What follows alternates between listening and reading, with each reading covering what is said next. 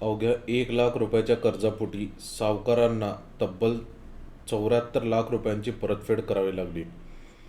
कर्जाच्या अमानुष तगाद्यामुळे शेती, वाहने विकल्यानंतर अखेर शेतकऱ्यावर स्वतःची किडनी विकण्याची वेळ आली. अवैध सावकारांच्या क्रूर छळाचा हा धक्कादायक प्रकार चंद्रपूरच्या नागभीड तालुक्यातील बिंथूर गावात उघडकीस आला आहे. रोशन शिवदास कोळे, 35 असे पीडित शेतकऱ्याचे नाव आहे.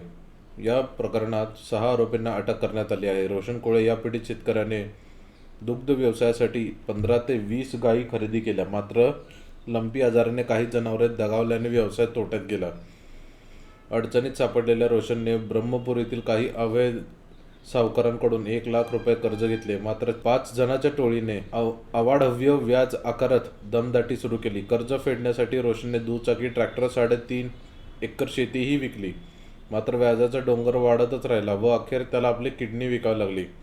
या प्रकरणात 6 जणांविरुद्ध ब्रह्मपुरी पोलीस ठाण्यात कलम 120(ब), 326, 342, 294, 387, 507, 34 भांडवी सह कलम 39 महाराष्ट्र सावकारी अधिनियम 2014 अन्वये मंगळवारी रात्री 7 वाजता गुन्हा दाखल करून आरोपींना अटक केली आहे.